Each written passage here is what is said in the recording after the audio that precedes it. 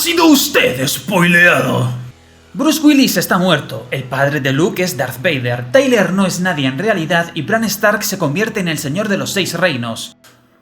¡Oh no! Os acabo de fastidiar todas estas películas y series. O quizás no. Internet y todos sus navegantes ven los spoilers como si fueran icebergs y sus barcos se llamaran el Titanic. Yo os voy a demostrar que no es así. Que a veces, para no abandonar una historia, conocer un spoiler es justo lo que necesitas. Que el método más efectivo para crear expectativas es desvelar la trama o los puntos de conflicto. Que existen tipos de spoiler, cada uno con diferentes resultados. Que si un spoiler deshace por completo el disfrute de una película, es porque la película quizás no era buena. Que el foreshadowing es el fantasma de un spoiler. De hecho, os acabo de spoilear el contenido de este vídeo. Os he animado a que lo veáis hasta el final o en cambio vais a cerrar el vídeo. Acompañadme hasta el final y decidid por vosotros mismos hasta qué punto os han afectado los spoilers.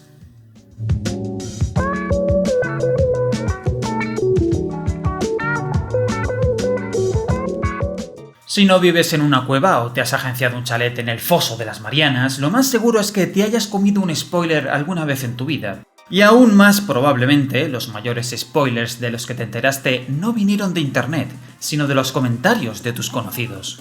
Como por ejemplo, spoilearte el destino de Han Solo justo cuando hacías cola para ver la nueva película de Star Wars porque un par de tipos lo estaban comentando mientras salían del pase previo. O que tu suegro, científico forense, diga cuando disparan a Bruce Willis en El Sexto Sentido: «Le han dado en el... si no está en el quirófano en los próximos 2 minutos, está muerto».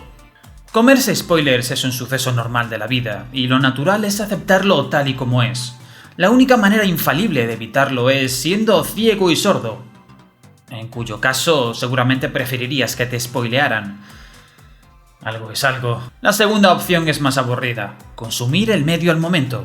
No te pueden spoilear si tú eres el spoileador.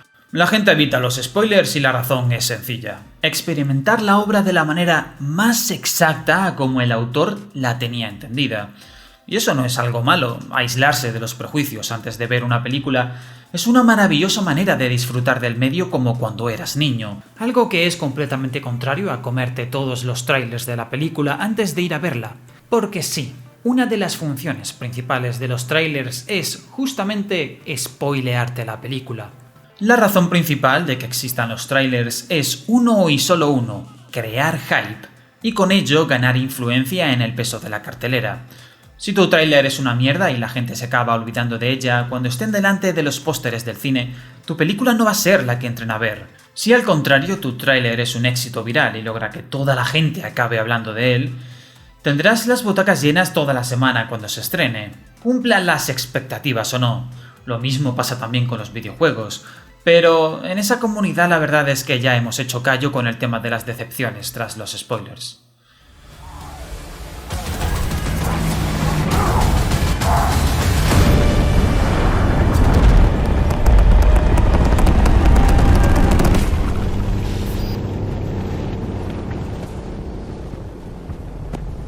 Los trailers te adelantan contenido para afectar a tu decisión de dónde gastarte tu dinero. Pero, ¿son spoilers? Hay veces que sí, y hay otras veces que no. ¿Qué es un spoiler? ¿Un alerón? No. Una información que explica los sucesos contenidos en una película, programa de televisión, serie, libro, etcétera, que te amarga su disfrute si no la habías visto todavía. Sí. Me gusta la palabra amargante como traducción de spoiler, porque incorpora la connotación de que los spoilers son subjetivos. No a todos nos afecta igual el amargor en nuestras comidas o bebidas, algunos de hecho las buscamos. Por lo tanto, ¿hasta qué punto comerte un spoiler está mal?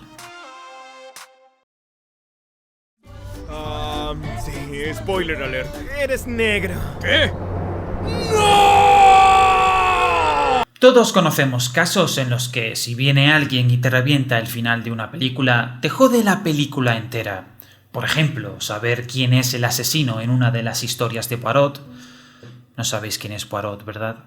Donde toda la trama se desarrolla como un rompecabezas en las que distintas piezas apuntan a varios sospechosos, es resolver un acertijo antes de empezarlo.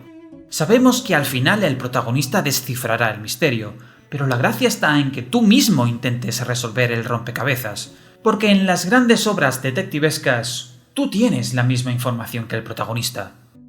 Y aunque es cierto que saber quién es finalmente el asesino es la motivación principal, el rompecabezas nunca pierde su ingenio. El drama humano se mantiene. La resolución final no es menos importante que el método al que llegas a ella, y eso es lo que hace redisfrutable cualquier obra. Ahora vayámonos al otro extremo. ¿Alguien ha visto por segunda vez la película de Los Otros? Yo sí, y ¿sabéis qué me pareció? Una de las películas más aburridas que había visto. Una vez conoces el gran spoiler de la historia, las escenas importantes merman su peso hasta parecer de cartón. Ya no hay terror porque conoces al monstruo. Y esta no es la única película que hace algo así y tiene éxito. Existen muchas personas con capacidad para comunicarse con la gran masa de manera especial, como Dan Brown, o Donald Trump, o Dallas Reviews. Es lo que yo llamo autores cuyo éxito comercial radica en hacer productos para tontos. Gente que tiene facilidad para hacer sentir bien e inteligentes a la plebe, mientras que al resto, pues no tanto. No me malinterpretéis, muy pocos autores son capaces de conectar con la consciencia colectiva, especialmente la americana. Oprobios aparte, ¿os habéis parado a pensar que si te spoilean una película y esto hace que no puedas disfrutar una mierda de ella, quizás sea porque la película es en realidad una mierda? Una buena obra nunca perderá su valor solo porque la hayas experimentado una vez. Y desde luego no será mucho peor solo porque te la hayan spoileado. What's the twist in The Sixth Sense? Can't tell you that. At this point, if you haven't, seen it, you just go watch it. This is how you do it. You go and watch this movie, and then you find another person and you ask them before you say anything, have you seen it? And then if they say yes, then you can openly talk about it away from others kind of situation. That's it. That's it. Si tienes experiencia narrativa y ya has visto la triquiñuela antes de los protagonistas muertos, la ves de frente. Shyamalan no fue el único que incorporó un protagonista muerto como foco narrativo, y tampoco será el último. El Sexto Sentido es una película muy buena, muy buena, y deberíais de verla aunque ya sepáis que Bruce Willis, de apellido John McClane, está muerto. Es cierto que te has perdido uno de los giros de guión más icónicos de la historia del cine, pero a mí también me pasó y no por ello dejé de disfrutarla. De hecho, quizás la disfruté de una manera diferente, porque justo eso fue lo que me permitió ver la sagacidad y la precisión con la que está medido el guión. Siempre dan información, pero lo hacen bordeando, rozando, besando el punto de demasiada información en el que el propio espectador se da cuenta de la jugada. Es un trabajo impresionante.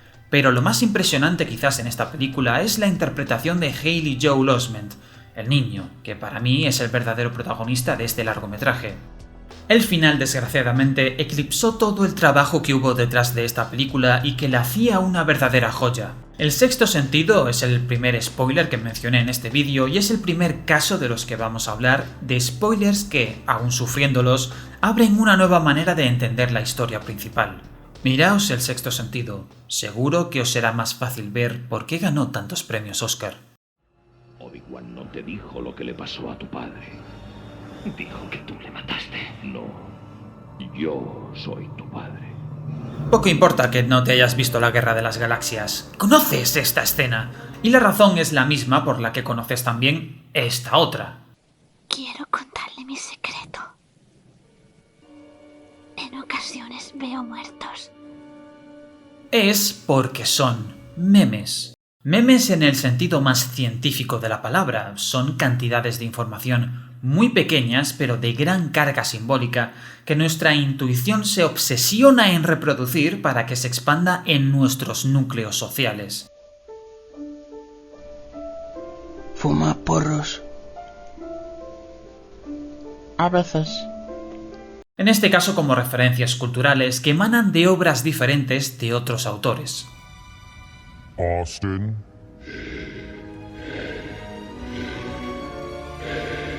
I am your father. Really? No conocer esta escena es imposible. Esas mismas referencias culturales te han spoileado el giro de guión más rompedor de una de las sagas más importantes de la historia del cine. Y no pasa nada.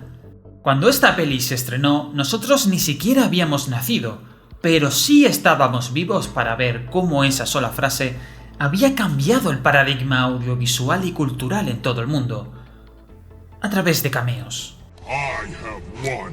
I'll never give in. You killed my father. No, Buzz. I am your father.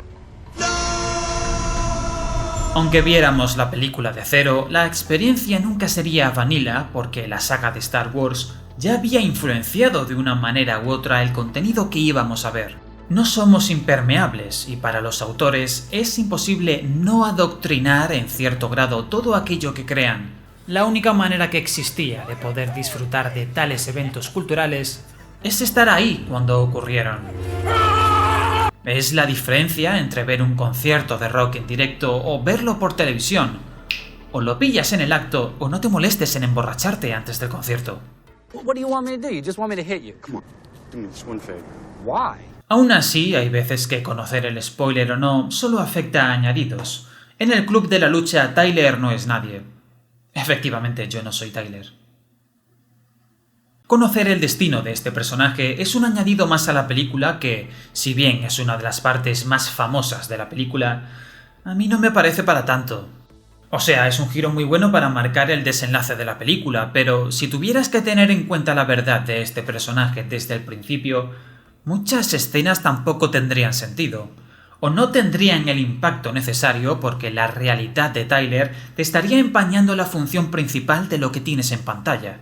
Aunque la estés revisitando, siempre das por hecho que Tyler es quien es y es el que pone en movimiento la trama, no tanto el protagonista, que actúa casi como un narrador testimonial. No existe otra manera de entender la trama. Conocer el spoiler es un tanto inconsecuente. ¿Sabéis lo que no fue inconsecuente? ¡Juego de Tronos! Juego de Tronos abre su primera temporada con la muerte del Señor de los Siete Reinos y sus 8 temporadas incluyen todas las rencillas, apuñalamientos, traiciones, tetas y politiqueos necesarios para que este chavalín de aquí acabe en el trono de hierro. Bueno, en la masa blandengue y humeante que acaba siendo de él. ¿Y sabéis qué? Que quien se hiciera finalmente el rey de todos al final de la 8ª temporada importaba una mierda porque todo era una estrategia de marketing. Juego de Tronos ha tenido, sin lugar a dudas, una de las estrategias y campañas más ambiciosas y mejor llevadas de HBO. Quizás alguno de vosotros sabe cómo fue el fenómeno de Perdidos, pero lo que no vimos fue que en Estados Unidos incluso existía un foro de discusión con el nombre de la compañía aérea ficticia con la que se estrellaron los protagonistas para acabar perdidos, y que eso era un hervidero de hype. En Juego de Tronos hicieron eso mismo, pero lo llevaron a absolutamente todo el mundo. Crear expectativas y recursos para que los fans cuchichearan se planeaba desde el guión. Eso quería decir que el mismo día siguiente al que se estrenaba un capítulo, todo el mundo quería hablar de él. Y el ser humano tiende a mimetizar aquello que ve en su círculo social. Si entendías que muchas personas de nuestro entorno veían y hablaban maravillas de la serie, te la veías. O tu propio subconsciente te hacía sentir incómodo ante el riesgo de acabar aislado del grupo social. Te la veías. Sí, tenías amigos, claro. Y no solo eso, como todas las redes se llenaban de lo que había pasado en la serie cada vez que salía un capítulo nuevo, estabas obligado bien a verlo de estreno o bien a meterte la cabeza dentro de tu propio culo. A eso súmale el contenido generado por canales de YouTube, foros de Reddit, hilos de Twitter y pancartas en los parabrisas de tu coche hablando de teorías locas que intentaban predecir el resultado final de Juego de Tronos. Por último, el jaque mate. Una frase de George R.R. Martin diciendo que de entre todas esas teorías locas, había alguien que logró predecir con exactitud el final de Juego de Tronos. Y ¡pum! Más multiplicado por 10 el hype de los fans para crear teorías conspiranoicas. A partir de ahí es todo una bola de nieve hasta que acaba siendo la serie con más éxito de la historia. Y todo por la obsesión de los espectadores de spoilearse, en cierta manera, a ellos mismos. Al final, ¿quién sería el rey de todos los reinos? No era más que una porra, una apuesta, y ganó la comunidad, si es que a ese final se le puede llamar ganar. When you play the Game of Thrones, you win or you die. Now, if you'll excuse me, I need to have sex with my brother. Quedaos bien con la idea, usar spoilers para generar expectativas. Este vídeo empezó con 2 spoilers diferentes. De primeras, en la miniatura, os he adelantado 4 famosos spoilers de los que luego hemos hablado, y antes de la intro os he destripado el contenido del vídeo. Puede parecer que he hecho un poco de metanarrativa ahí, usando mecánicas de spoiler para hablar de spoilers, pero ¿os habéis dado cuenta de la cantidad de vídeos en YouTube que hacen eso? Mirad vuestra página de recomendados, dadle a alguno de los vídeos que os salgan y mirad los primeros 30 segundos. ¿Os han adelantado parte del vídeo? Hagamos un juego colectivo. Ponedme en los comentarios si os han spoileado parte del vídeo o no. Yo os apuesto algo a que el porcentaje de sí va a estar en torno al 90% más o menos. Pero no es solo en YouTube donde se ve esto. Os vais a programas de televisión como los de telerrealidad y hacen exactamente lo mismo. Escogen las partes más dramáticas de lo que va a ser el programa y los adelantan.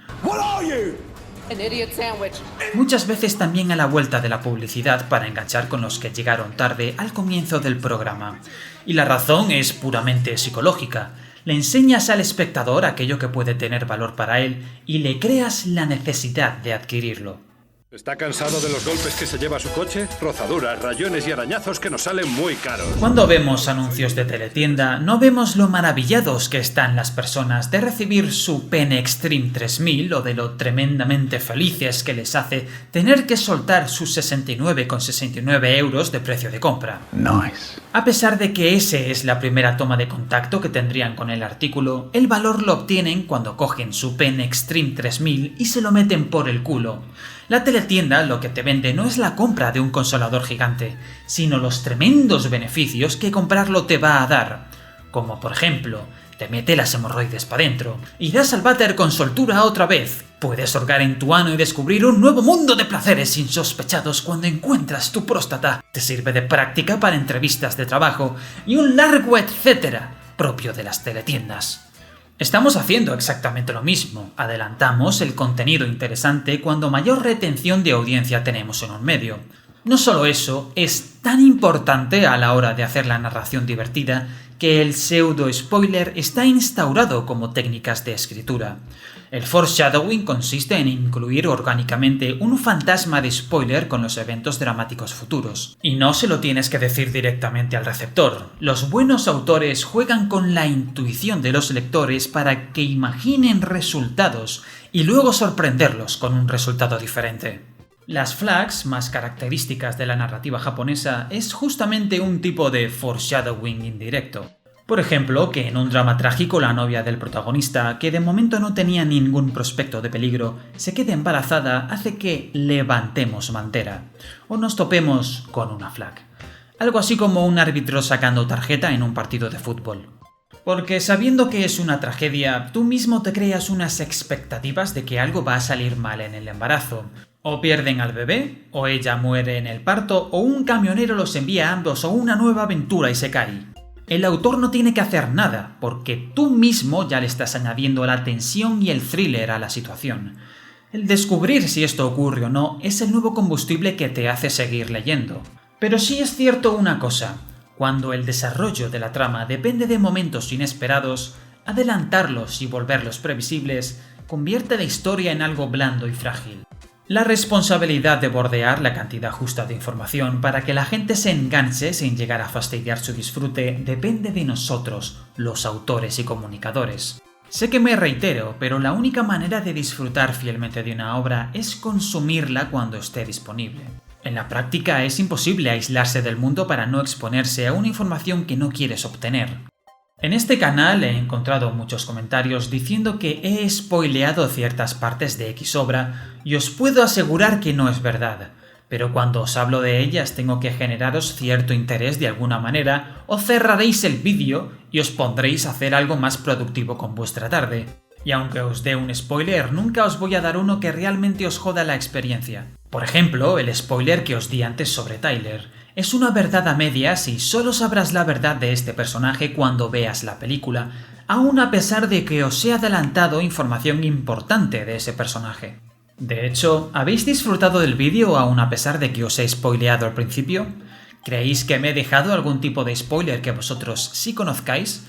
¿Cuáles han sido los spoilers que más os han jodido? ¿Cuáles no amargaron en realidad vuestra experiencia? Ahora es vuestro turno de completar todo lo que yo os he hablado hoy aquí. Os estaré leyendo.